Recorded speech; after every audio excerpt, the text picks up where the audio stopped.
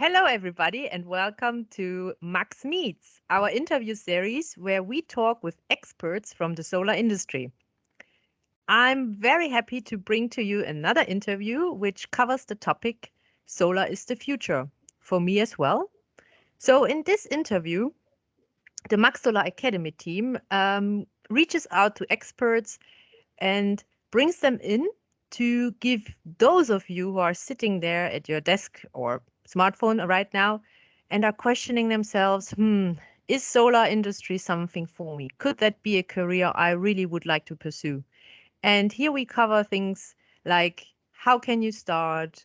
What should you do before you start? What do you need to learn? What kind of skills are needed in these fields? And general information that could be maybe interesting for you.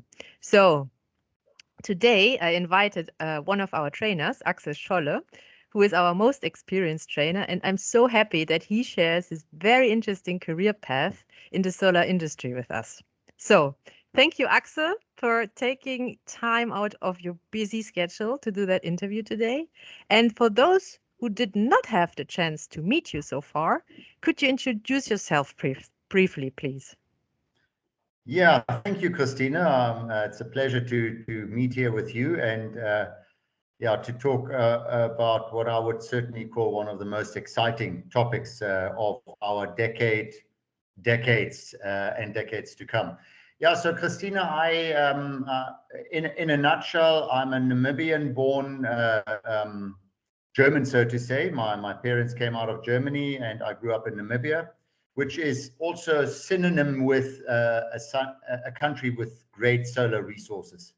So maybe you could say that's kind of what put me on my career, but it certainly always had application there. I had the opportunity to do studies in Cape Town, South Africa, and then kick off my career in Namibia, and that's really set me on a specific path to spend virtually, I would say, since the 90s, I've been in solar, and I have not regretted it, and I've enjoyed it. I've enjoyed seeing all this growth and development, some of which I wouldn't have really expected to see to the extent that we're seeing it now. Thank you, Axel, for introducing yourself and giving already a short glimpse of your starting in the career in the 90s, which is amazing, I think.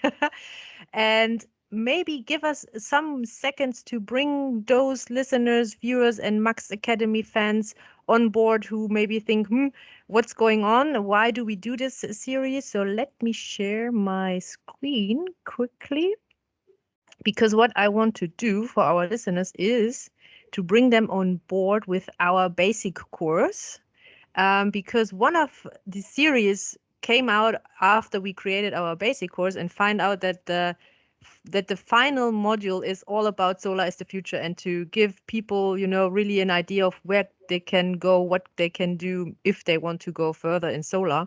So I really, really would like to give, for those of you who were not able to be part of the basic course or listen to the interview with Johan that I did previously, some tips so that you know where we are guiding through now and why Axel is today on our interview series. So I really would like to introduce this wonderful website. We are not paid or we don't get anything from them. We just found them and think it's a really, really great website we can recommend for all of you who are like, how can I start? Where can I start? What is there? So on the left side, when you enter the website, where here again, you can find the domain name, and we will put it in the link so you can find it. So here you have the job segments that exist. Basically the main, probably there are much more, but you can choose manufacturing, system design, project development, installation and operation. And when you click on this little cross, it opens, and there you can see many more jobs which are then covering this topic and can be, bring you in that field. So that's very interesting. We can really, really recommend doing that. And as you can see here, you then have these paths, as I call them, or rows. So you can then see there's an entry level, then you go to the mid level and then advanced levels. And there you, for example, can click on this little button and it opens and shows you the paths that are possible if you start as a manufacturer or if you start with installations. And that's not that you're not, like you can see here, not set to one row only. This is the wonderful thing about solar, I think. It's so you can really start on one row, but you can also then change a little bit your career and your interest. If you, for example, find out I'm a totally designer guy, I love this. It's creative, it's really detailed, and I'm on it. And then you can go for that path as well. So as you can see, a lot of paths. I recommend fiddling your way through, having fun going through that website. But for today, because last time with Johan, we talked about the residential segment, the market segment. So you now know you have a role and for example, you go for installations. And then the question is which market segment you can focus on. And so today I'm very happy that we speak about commercial and industrial. And there is our Axel, the expert. And so let me finish the presentation that we can see Axel again better. So, Axel, now I know that you have a bachelor in electronic engineering and a master in renewable energy, which you studied, like we already had a little teaser, early in the 90s. How did you know so early that you want to start your career in the renewable energy field? Yeah, Christina, good question. I also ask myself that sometimes. So, and I think especially when you're so young, it's kind of difficult to really know what is your thing, what is your passion, and I mean, I think the choice of engineering was, because I was fascinated by the world of electronics, etc. But having gone through that course, I did feel a lack of context, if you want to say, as to what I would be doing, and I was certainly looking for a bigger context in which to get involved, and that means that it would be a service that also did involve the development sector, that did involve people, and really the application and the benefit of something. And I think renewable energy just struck out at that point. And it started becoming an option. It was still extremely expensive, but it clearly had a role to play. It clearly allowed access to electricity in Africa to be driven forward, which is always been a big topic, and it is still a big topic today. But solar certainly is one of probably the top answers these days. So and I was searching, and I was lucky enough to search in the right place, and then started this course in renewable energy, which was also one of the subtitles was for developing countries, and being having grown up in Africa, it then kind of became quite clear that that would be a career choice that gave a bigger context in what role solar could play, renewable energy could play in the world, in Namibia, in Africa, Yeah. So, because I know that feeling as well, when you study, for example, in your bachelor, like electronic engineering, like you said right now, it Yeah. somehow felt like you learned something, you very theoretically, maybe also practically, but you did not know how to put that into something of value for yourself later on, into practice, so to say. So where can I go after that? So that's why you then choose renewable energy, because it was more you saw that then there's something you can really make out of it in terms of implement things, really know how to do things, or was it still also very theoretical still at the university? I think universities are by definition theoretical, Mhm.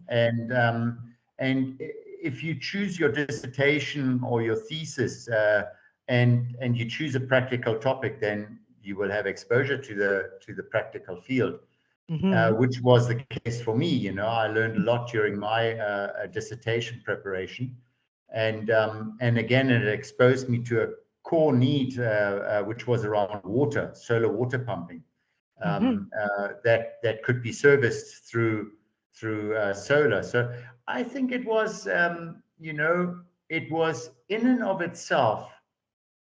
Electronic engineering can be quite dry. I mean, it's a fascinating area because there is so much to learn, but I just, I didn't necessarily want to become somebody who would be in the manufacturing field of components, or a programmer, or that. I did look for the application element, for having the technology in service of something. And I think that is how I found that renewable energy would really be a good opportunity. Mm-hmm. So, first of all, I would say to resume that when you chose your dissertation, the practical approach to it, that really helped you to get in the practical side of renewable energy. Like water pumping was the topic you chose. So, my Yeah. next question would be then, how did this study field, so to say, prepare you for the solar world? Did it prepare you, or came that afterwards when you then Yes. started? Yeah, Hmm. good question. I mean, Christina, you do learn a lot, whatever thesis topic you choose, and you delve into the research of that. Mine was a practical application, and my tests were in the field. So I Hmm. was sitting in the Namibian bush at a water pump, running Amazing. tests with irradiance measurements, and flow meters, and electricity meters. So, and that was, it's the best way to understand something is by actually doing it. And but I think where I really learned a lot was really in the work that I started afterwards, after I did my dissertation, and then I started working at the same company that provided the framework for the research work on solar water pumping. Mm-hmm. Mm-hmm. And I think there I had the I was fortunate enough to have a really a very knowledgeable mentor that was who understood electronics very well, because I mean solar also has a very strong electronic component, Mm-hmm. and so the practical exposure I got there was just phenomenal. And then it also brought me into other aspects of the business, the quotations, pricing, tender compilations, bidding, uh, the sales side, and then obviously the design side, as well as installation. So I was fortunate enough, and you mentioned it just now when you spoke about the chart and where you can actually apply yourself. Mm-hmm. I was fortunate enough to really be able to go to the various units within the company, to experience what it means to do installations and designs and sales. So that's really like more or less the whole value chain. Mm. And would you recommend that for other people? That they not so much focused on one path, or to be open for, like getting an insight on every career, not career path, how you say, role, for example, a value Yeah. chain. Yeah. Yeah, most certainly. I think being involved in the actual implementation or installation of a solar system, and understanding how it fits together, and why is the cable this thick versus the next one, and the protection mechanisms, whatever you want. There's a lot to it. Mm-hmm. There, in my view, is no better way than to actually get some hands-on experience, Mm-hmm. because for me, certainly, it's been valuable, and it's been of use for everything I did later. So whether you want to become a consulting engineer because your preference is to be more desktop based, Mm-hmm. having the experience of what it actually means to install and to integrate such a system is priceless, Mm. I can imagine. because the consulting angle is more removed from the actual implementation, and it teaches you a lot, and you become so much more of an experienced consultant if you've had some installation experience. It's the same with somebody who wants to go into policy. You know, you can choose whether you're doing a couple of months of that exposure just to understand it, or whether you're actually doing a little bit more in order to maybe, you know, take that business type to another location and start your own business, you know. So Mm. it sets a good foundation for more or less anything else you want to do in the solar field. Interesting you say that, because we had this discussion with Johan as well, who said it's always good to get this hands-on experience in a established company where you can really find your feet and test Yeah, what you are good at or what you like doing. I mean, maybe you're a salesperson, you never knew before you yeah, tested it. And so yeah, it's funny that you say the same thing, even you choose another, so to say, market segment at the end. So yeah, yeah. let's go there slowly but steady. Um, so like we heard now, you had your dissertation and you were happy enough that the company then took you also in as an employee. That's right. Um, yeah, and then how did your path evolve from there? I mean, knowledge-wise and skills-wise. So was it growing like, were you knowing like, oh yeah, I want to go to the commercial segment, or was it more like a natural evolving thing? Yeah, that was certainly more of a natural thing. So the first company that I worked at, which was called Solar Edge Namibia, Mhm, also a very meaningful name, was essentially a company that rolled out solar across Namibia, and mhm, it was mainly for home systems, but also rural home systems. mhm, It was for tourist lodges, which were often very far off the grid. It was for schools and clinics. Again, Namibia is actually quite a big country with a very low population, which mhm, kind of means that the electrical grid will only go to the main centers, because mhm, it's not worth running a 200-kilometer line to a village with 200 people. It's generally too costly, and you need to find a different solution. You know, mhm, there were also Namibia also required village electrification, for example. So mhm, all of these uh, applications actually made sense because the distances were so vast that even while solar was really expensive, it was still a cheaper option than running diesel for extended times or mhm, trying to actually extend the grid and fund that. mhm, So I would say at that stage, I only saw the business. I saw the growth of the market, and I saw the opportunity for that sector to grow and actually have its role to play. And that was in the 90s. We said, you know, if you look at that time, I think in particularly Germany started with its, I think, 1,000 roof program, and then followed later by the 100,000 roof program. So Germany, as one, I think, one of the drivers of this, started their on-grid uh, um, uh, their on-grid solar activities in that time, and we were very much focused on only off-grid. So solar in the mhm, city still didn't have a place at that time.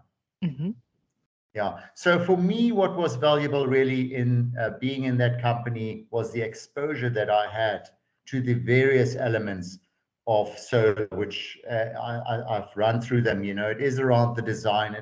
It's around understanding customer needs, doing site assessments, um, uh, uh, doing a design, quoting, and also doing bids for government programs for schools, clinics, etc., as well as being exposed to installation, even though I never saw that coming. But suddenly somebody needed to go and install, and I stepped up to that, and it was a fantastic experience.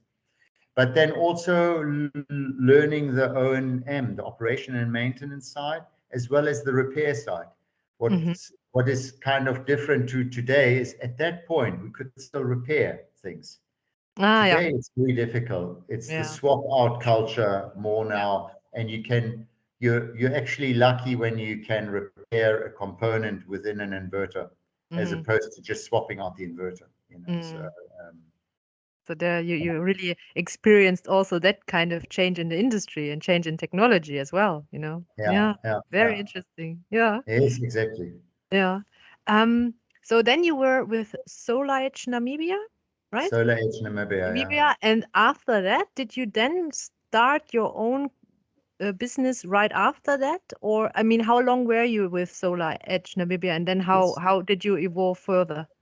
I think it was 7 to 8 years Hmm. thereabouts, and after that, it was a fantastic run that I had there. But at some point, it was clear to me that I needed to move on to the next Mm. step, Yeah. and I then actually joined a consulting company Hmm. where I established the renewable energy unit in that Hmm. company. And yeah, I was kind of fortunate because of all the practical experience I had. I was very in a good and strong position to really design systems very appropriately or efficiently, if you can say that, and also specify such systems. And so it was great. There was a lot of activity in the development aid sector for bringing on more solar to meet the needs of people for electricity, to look at solar water heaters, to look at solar water pumping. So my knowledge base broadened in terms of the application, Hmm. and I had the opportunity to specify projects on behalf of the clients and to run them and to evaluate the tenders, and then to um, um, oversee the implementation of such projects. That was then done by contractors, of course, Hmm. Hmm. and on the other hand, it gave a lot of opportunity for feasibility studies, I would say. Is it Hmm. feasible to replace electrical water heaters given a specific tariff? So we did a lot of work there to try and remove barriers to Hmm. entry Wow. for these technologies, and to say, yes, it's quite a high cost, but the banks are coming to the table and providing loans so Hmm. that you may install your own solar water heater. We did Hmm. the same with solar versus diesel water pumping. And so that was very informative, and it provided a really good overview and exposed me to the policy sector of governments as well. So it Hmm. was certainly something that taught me a lot. Hmm. But I also at some point realized that my heart wasn't really in consulting, but it Hmm. was in actually getting the projects onto the ground, Mm. selling projects and executing. Mm. Being there, meeting the people, I can imagine because Johan Yeah, also said it's really um it's a great pleasure to have a happy customer at the end when you hand over the solar system and it's finally installed and you can switch it on and you're proud yeah, because you see what you have been doing with your hands. It's not just desk work, it's a good mixture. exactly. Yeah, It's so I it's can I very can satisfying to actually, and I mean, just to recall some of my experience in Namibia. Mhm. We were in the rural, in the hinterland, so to say. There were no more roads there. There were just tracks, and we had to find the Amazing. clinic with the GPS. Oh, wow. Because signage was just not. It's yeah, Mm. it's just jeep tracks there. And the colleague that I was with and installing the systems, we often remarked on the fact that we drove there not seeing any lights, but when we left it, we typically had the light in the clinic going. So from then onwards, you would also be able to find it easier in the dark if you're still driving in the dark, you know.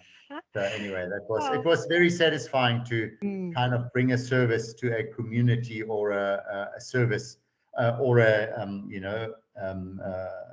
clinic that really mm, can benefit yeah. from having light and being able to service their Mhm. community, So this is also, 24/7. I think, a good part of solar is the future, because you do really something good for the people. You know, the clinics can work, they can serve a community which maybe could Yeah. not have any clinical or medical access. So I think solar always has a very beneficial side to the just the industry. It is a Yeah. very interesting, very No, high. and I mean, just the refrigeration services to Mm, keep certain vaccines and medicines at hmm. temperature Yeah. then was resolved, whereas before it was either done with gas, or but a kind of fuel that had to always be brought to the clinic. So Hmm. after that, the service the clinic could give its community just improved. Yeah. The Yeah. level of the service. Yeah. Amazing. Yeah. Yeah, I know, Axel, you did a lot of cool projects, and at one point I probably will interview on that as well. But let's Yeah. jump back to the market segment, the commercial and Yes. industrial. So now you are off with the consulting, back to the fields, and now you kicked off your own company? Yes, that's right. Yeah. So as I was doing a project in Tanzania, which was also very interesting, from Millennium Challenge account, which is a US based organization that was doing development aid, or Hmm. providing development aid in Tanzania, Cool. and there were a number of interventions there: home lighting. Commercial, or what is often called, what is the name? Income generating activities, Yeah. which is obviously always good if Hmm. solar enables somebody to run a business, Yeah. and so then you actually, have a much broader benefit. But it was also, for instance, we were looking at night fishing. Sorry, I'm going off track. Yeah. One Okay. thing only, Night fishing it is was okay. night fishing. It was done with paraffin lamps. That obviously Oh, paraffin really smells. So the boats yeah. were going out at night on Lake Tanganyika, and they had the fumes on these boats. And we then Mm. tried to replace that with batteries and Mhm. LEDs, and we were doing those tests to see if the fish bite. Very interesting. Anyway, at that point, I decided the time was right to start looking at the on-grid solar market in South Africa. Mhm. It was around 2010, or no, it was actually 2007, 2008, Mhm. when I commenced with that activity. I thought, we've seen the uptake in the rest of the world. Our electricity prices were getting more expensive, Mhm. and it was clear that the opportunity for on-grid solar was developing.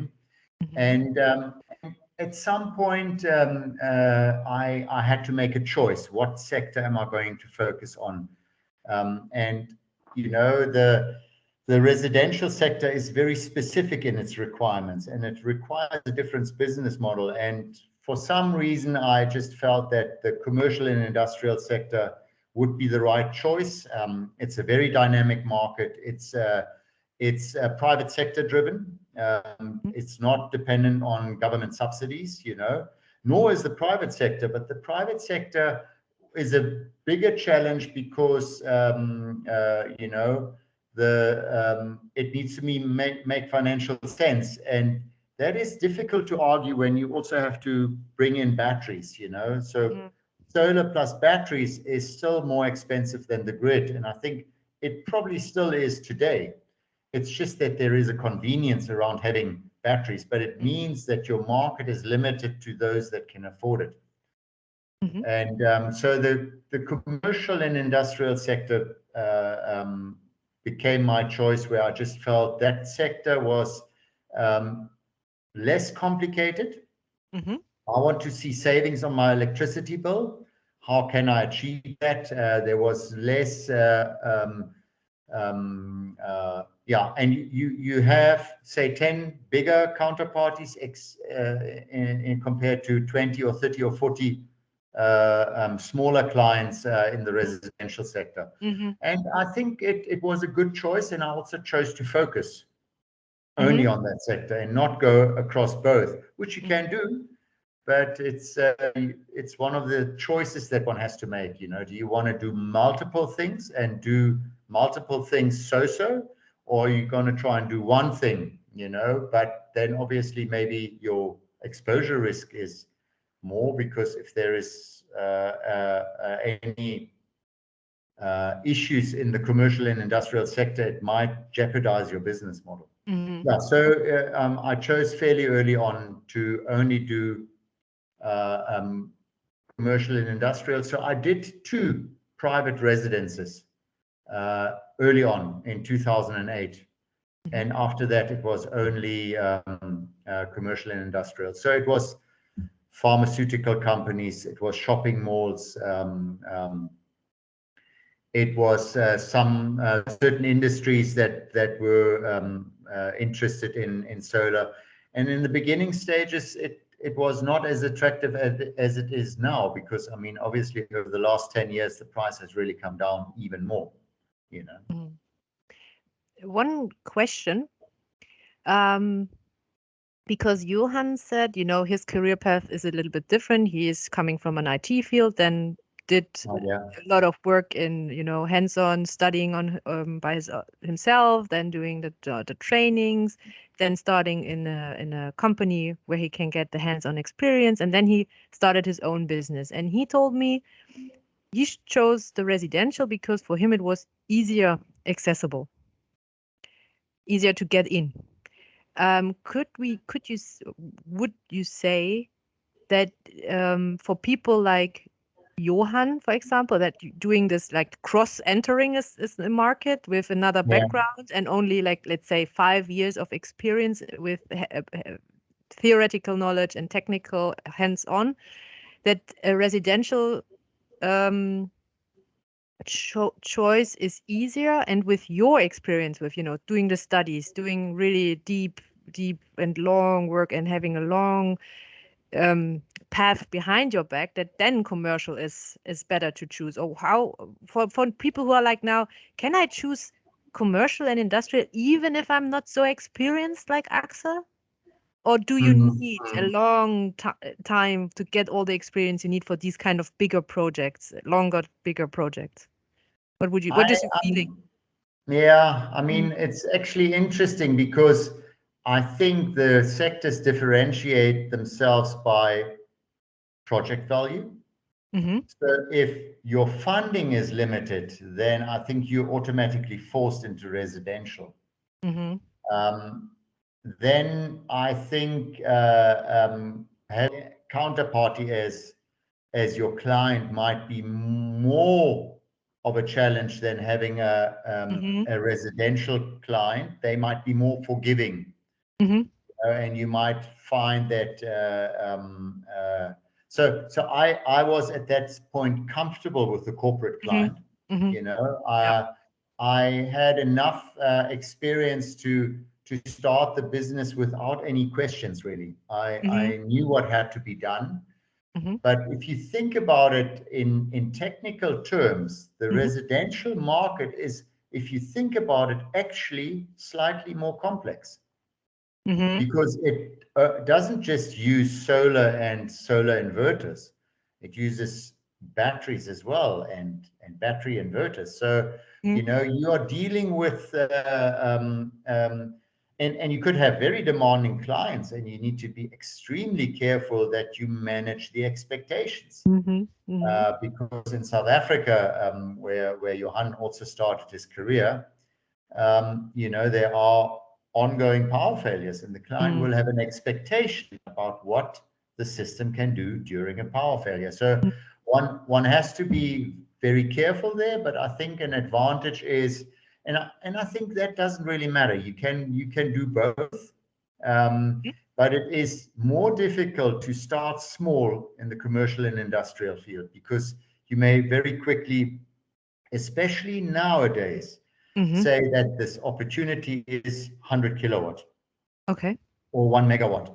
So, you know, you might very quickly be at a scale where you are either out of pocket. If you're not well funded, it would be a struggle. So there are established companies now.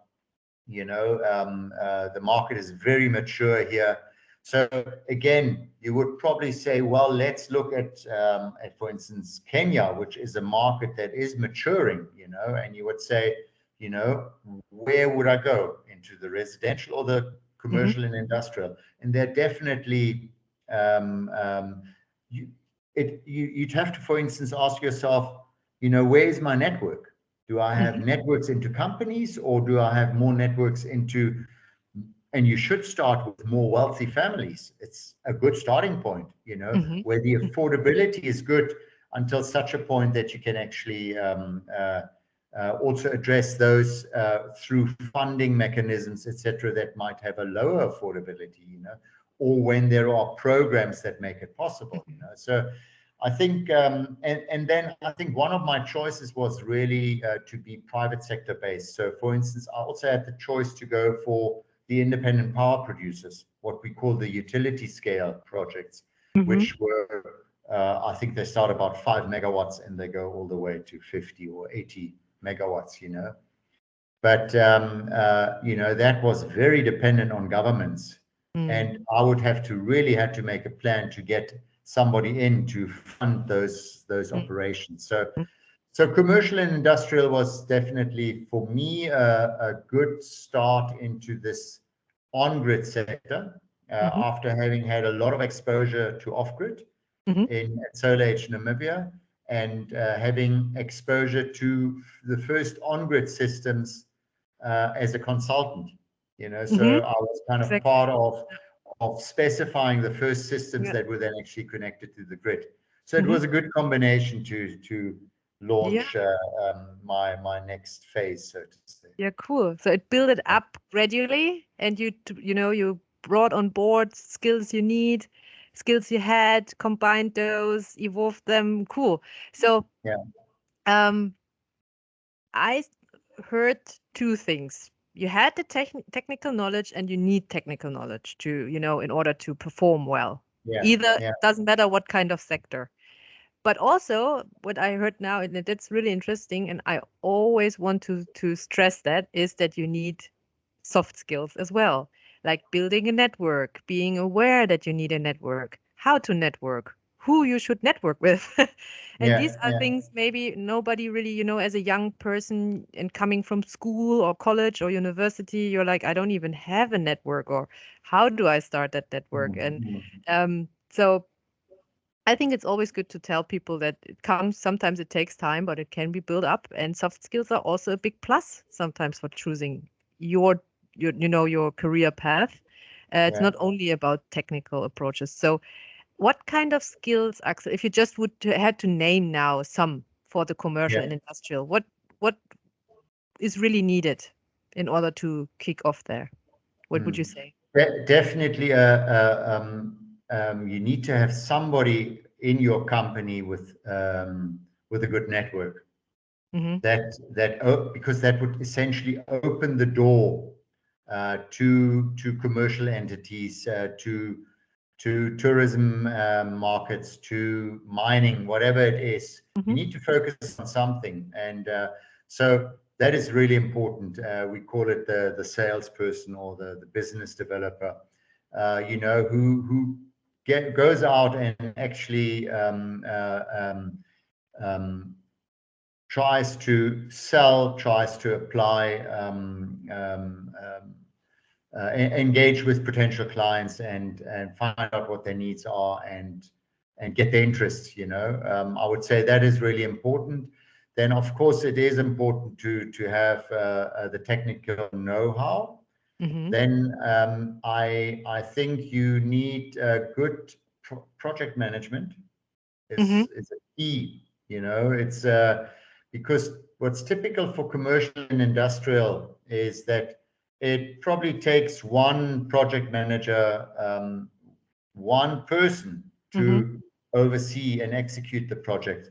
Whereas, for instance, utility scale often has many more different skills, but here there's one person that has the skill around the the mechanical part of the installation, the electrical part, communications. There are a lot of different skills you got to bring together, because it depends on your model. You might also want to outsource everything, or you might have the whole installation team on your site. So one has to look and fine tune that business model.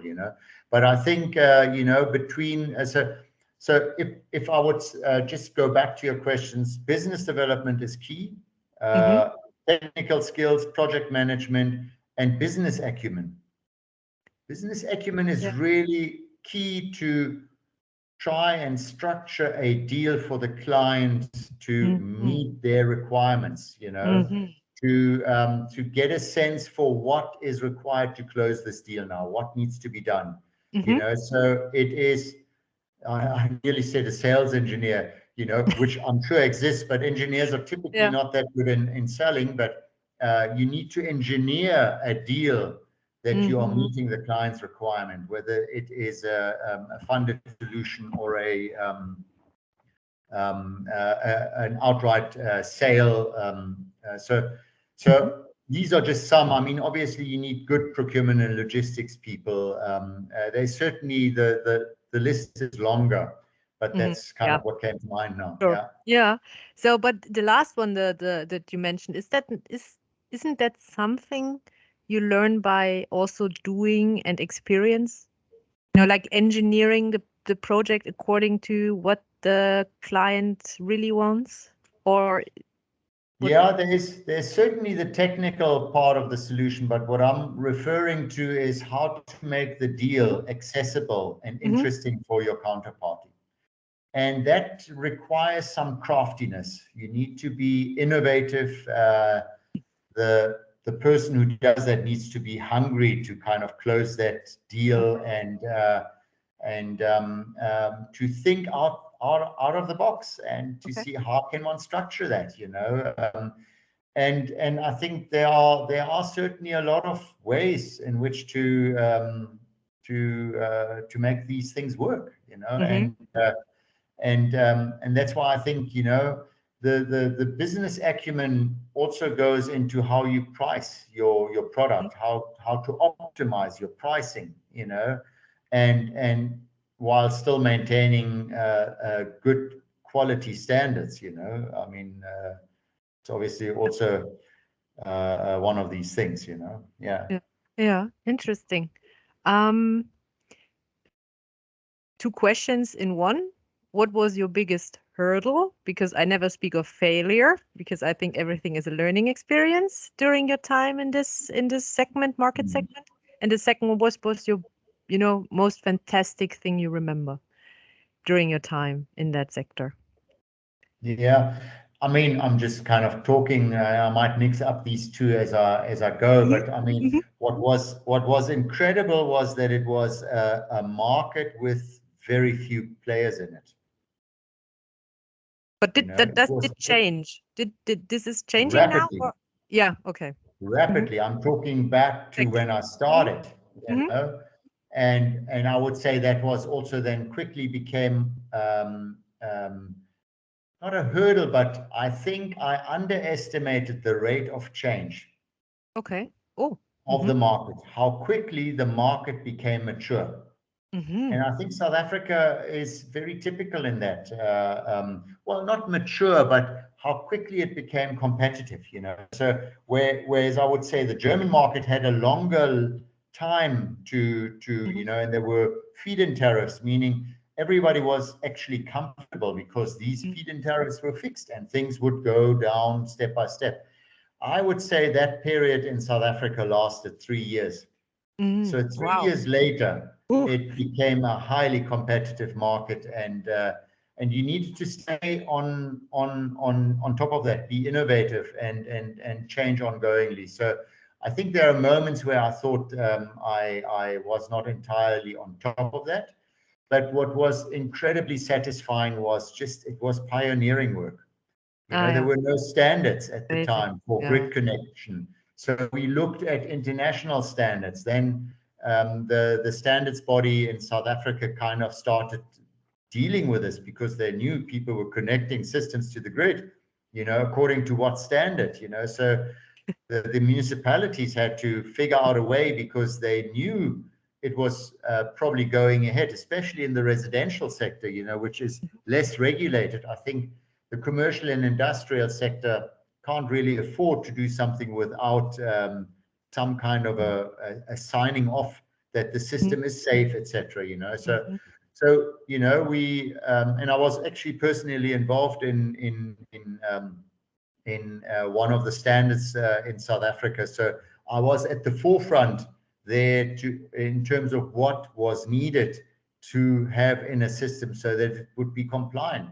Amazing. And then I think, and we often smile about it, when we had the first commercial contract we signed was 30 kilowatt.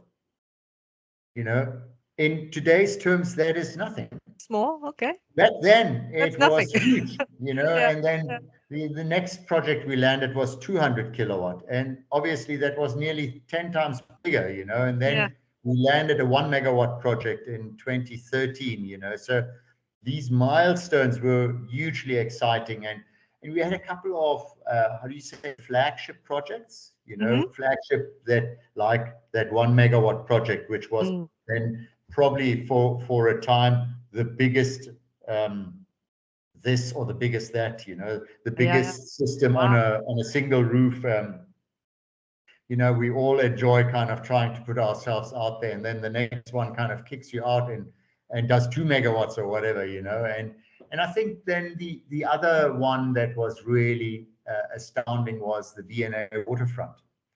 When you come to Cape Town one day, Christina, you can go to the iconic Yeah. waterfront, V&A waterfront in Cape Town. And Okay. that was also it was a prestigious project, because, there you are self-marketing really, Mm. by being able to cover some of these roofs. Yeah, And amazing. Yeah. yeah, Oh, yeah. So those were really projects that I really remember well. And then I think the next big point was when we brought in storage, when we went back into the storage field, into mm-hmm. off-grid. And it was really rewarding to see how much the technology had advanced Mm. since I had left the off-grid sector, Okay. basically over the last 10 years, what had changed. And Did you, sorry?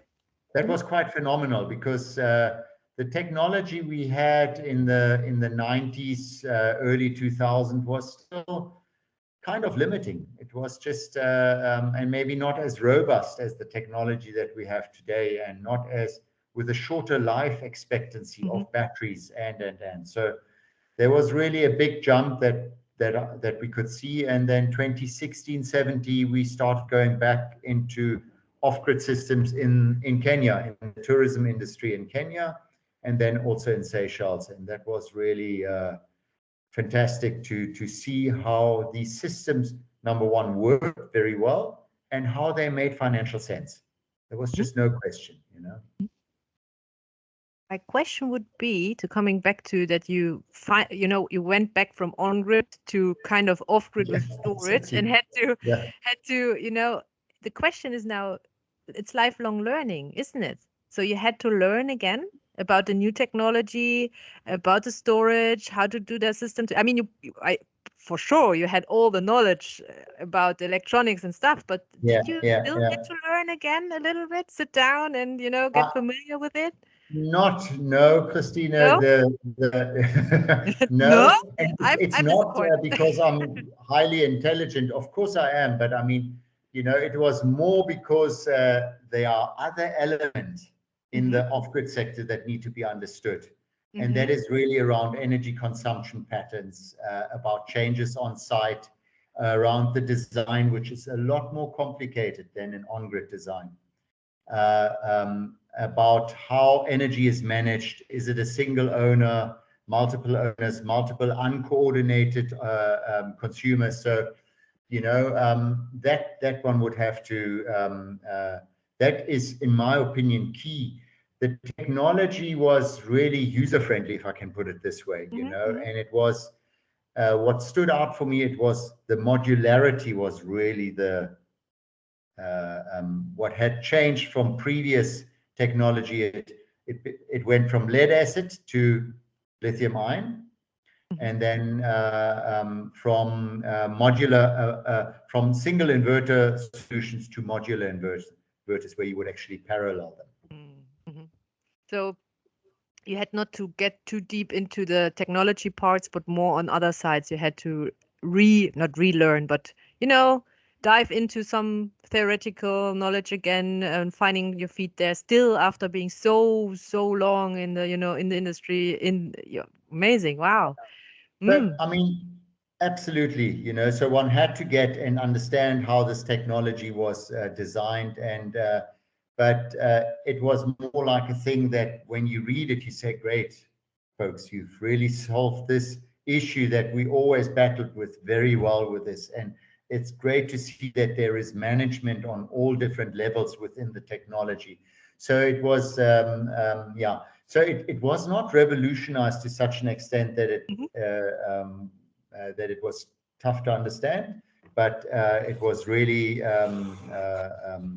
great to just see that it was able to be much more flexible nowadays than compared to whatever you put down, you had to run with. It was very difficult to expand the system, or to make it smaller. Wow, Axel, I see there's so much more to talk with you about, That's amazing. I'm burning to ask more questions, but to stay on track with the solar is the future, as we heard. Right now, it is evolving. It is a progressive field. It is highly innovative. This is what we all, I think, love Yeah. about this as well. But my last question, so what would you tell young people now who don't know where to start and what to do after school, university, and if they think solar is something for them, or maybe could be something for them? What would you tell those, or maybe not just young people, also people who maybe think of changing a Yeah, career or yeah, something? yeah, yeah. Christina, I think I would recommend. You see, it's always a question of, are the people practically minded? Are they more in the theory? Are they enjoying desk job, or are they people oriented? Or do they like to set policy and establish ideas, for instance? I think it would depend on that, but for most, whether you want to sell solar or whether you want to install it or design it or sell it, I think I repeated there. I would say get an exposure by kind of either doing vacation work if you're a young student in such a company to get a feel for it. Try and spend some time on site, because I think that gives you a good idea. Maybe try and partake in the commissioning of a system that is good, where everything is switched on and you can see how that works. Then you can. I think there's so many choices that you have. If the renewable energy sector is something that interests you, I would say you will find a place there, whether you're hands-on or theoretical, or a people's person or not a people's person. You will find your place, and it's just something that's going to. It's already exploded into such a big opportunity, and it will continue doing that. So I think getting some exposure is really key, and then otherwise talking to people in the industry would be the other thing that I think is really good. And depending on your requirements, join a company for a year or two. It's maybe easier said than done, because I know it's it's also, people work really, really hard in this sector, because the competition is quite tough, and you got to be on your toes. So it might not be a possibility to do it that way, but I think networking always helps. It gives you information, and it will show you where there are opportunities or doors open partake in something that's hands-on. It could even be at a university in terms of some of their projects, but that Yeah. obviously is much more science-oriented. Mm-hmm. Mm-hmm. Yeah, I can only agree. Somebody first of all has to a little bit get back to him or herself, reflect. Yeah, Am I more this or that, or where should I go first? It's always hard to enter companies. I agree, but you should not give yeah, up. A question can be asked all the time, and they can only say no. yeah, So nothing is lost, I think. So I yeah, always yeah, yeah, encourage that as well. yeah. Um, yeah, Axel, thank you very, very much for that very interesting interview. I could talk with you on for hours, to be honest. And I think what I or we can do now as the Max Solar Online Academy team is to invite people to reach out to us if they have questions. We are more than happy By all means. to give information further, help support, maybe doing also some live event one day where we can have people on board, and then you guys just chat, and I will be there in awe and be amazed by all the cool projects you did. So thank you very, very much, and we see you soon in the Maxilla Online Academy, huh? Perfect. Christina, Perfect. you're welcome. Thank you very much for this opportunity. Yeah, thank you. Bye. Bye-bye, Christina. All the best. All the best.